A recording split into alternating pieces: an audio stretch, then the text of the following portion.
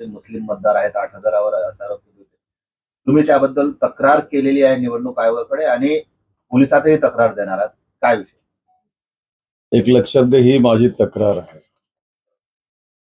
ही तक्रार मी काल राज्य निवडणूक आयोगाला पाठवलेली आहे आणि या तक्रारीच्या अनुषंगानं त्यांनी त्यांची प्रेस कॉन्फरन्स घेत असताना, खरं म्हणजे त्यांनी प्रेस कॉन्फरन्स घेऊन मांडण्याच्या ऐवजी त्यांनी निवडणूक आयोगाकडे सदर प्रश्न जर मांडला असता तर एखाद वेळेला वेगळं काही घडलं असतं. परंतु त्यांनी तसं न करता ते थेट प्रेस कॉन्फरन्सद्वारे त्या ठिकाणी मांडलं आणि माझ्यावर आरोप केला की 8,342 मुस्लिम समुदायाची मते ही दुबार माझ्या मतदारसंघात बनवण्यात आली आणि ती वापरली गेली विधानसभेच्या. खरं पाहिलं तर त्यांनी हा मुद्दा काढण्याचा काही विषय नव्हता, कारण 8,342 मतं जरी मायनस केली तरी मी काही त्या ठिकाणी पराभूत होत नव्हतो. दुसरी बाब अशी आहे की तुम्ही एखाद्या समुदायाचं किंवा एखाद्या धर्माचं नाव या ठिकाणी घेऊन जर या ठिकाणी अशा प्रकारचा आरोप करत असाल तर मी तर डॉक्टर बाबासाहेब आंबेडकरांनी या देशाला दिलेलं भारतीय संविधान याचा समर्थक आहे आणि त्या अनुषंगानं देशामध्ये देशाचं राज्य चालतं, सरकार चालत असते, निवडणुका होत असतात.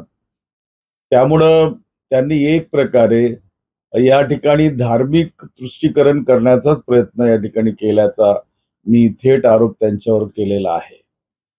खरं पाहिलं तर संविधानाच्या अनुषंगानं या देशामध्ये कोणत्याही प्रकारचं मुस्लिम मत, हिंदू मत, दलित मत किंवा बौद्ध मत किंवा ओबीसी मत असं नसते, तर ते नागरिकांचं, या देशातल्या आम जनतेचं मत असते. वन वोट वन व्हॅल्यू असं त्याला म्हटलं गेलं आहे आणि त्या अनुषंगानं मतदार नोंदणीची प्रक्रिया ही भारतातली सर्वोच्च संस्था निवडणूक आयोग ही करत असते आणि तो काही एखादा आमदाराचा विषय नाही, खासदाराचा नाही किंवा कुणाचा विषय आहे नाही, कारण मतदार नोंदणी आमच्या हातात नसतेच. याचा अर्थ असा होतो की भारतीय जनता पक्ष सत्तेत आल्यानंतर हे दुबार मतदार निर्माण करण्याचं कार्यक्रम हा मोठ्या प्रमाणात देशामध्ये वाढीस लागला आहे. आणि आपणास आठवत असेल की मागील विधानसभेच्या निवडणुकीच्या दरम्यान मी सातत्यानं प्रचारात म्हणत होतो की माझ्या मतदारसंघात 10,000 मतं ही यांनी बाद केलेली आहेत, रद्द केलेली आहेत आणि 20,000 नवीन मतदार या ठिकाणी घालण्यात आलेले आहेत. माझं स्पष्टच मत त्यावेळेला होतं आणि त्यामुळं हे मला काही नवीन नाही की यांनी ही माहिती नाही, परंतु एक मात्र मान्य करावं लागेल की आशिष शेलारांनी वोट चोरीची कबुलीच या ठिकाणी दिलेली आहे, जे आमचे नेते श्री राहुल गांधी सातत्यानं देशामध्ये लोकांना सांगत आहेत.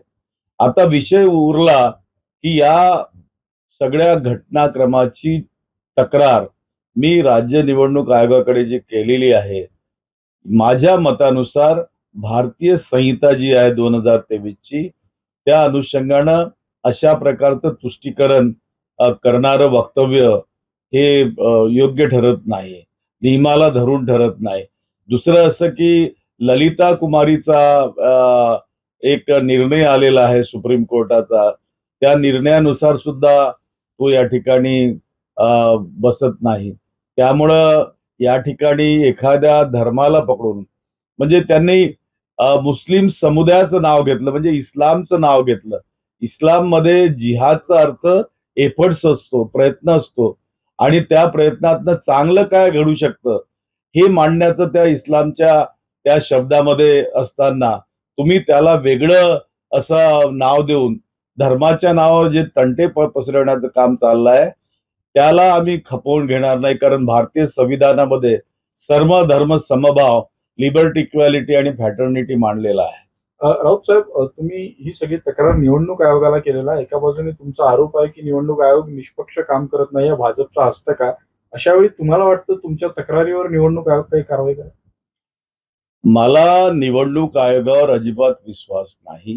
हे मलाच असं आहे अशातला भाग नाही, तर देशामध्ये सर्वसामान्य नागरिक या विरुद्ध आंदोलन करतायत, ओरडतायत की निवडणूक आयोग हे सरकारचं बाहुलं बनलेलं आहे.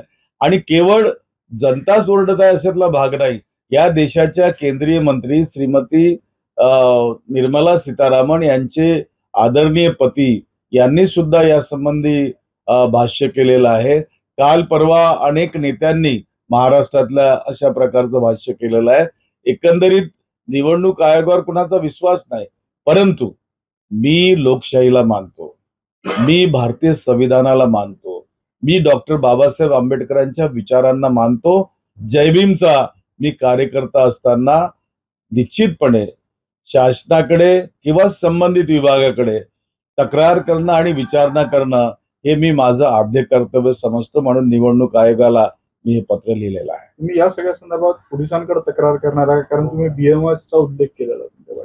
मी 12 वाजता 12 ते 1च्या दरम्यान जरीपटका पोलीस स्टेशनच्या हद्दीमध्ये मी राहत असल्यामुळं त्या ठिकाणी जाऊन या संबंधीची रीतसर तक्रार करणार. तुम्ही पोलिसात तक्रार करताय, पोलिसांकडे काय मागणी करताय तुम्ही तक्रारीत? हेच मी नियमाच्या अनुषंगानं, नियमामध्ये जे काही दिलेलं आहे त्या नियमाच्या अनुषंगानं श्री आशिष शेलार माननीय मंत्री महोदय यांच्यावर कारवाई केली जाऊ शकते.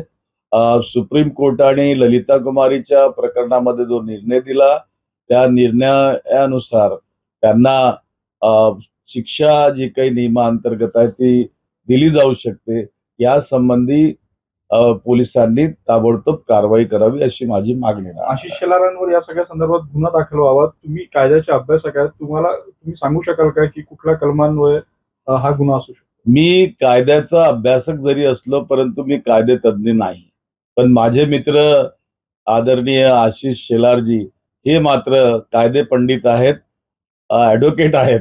त्यांना नियम चांगल्या पद्धतीने माहिती आहेत आणि ते नियम समजतात. त्यामुळं त्या विषयावरती त्यांनी बोललेलं जास्त बरं असं मला आवडेल.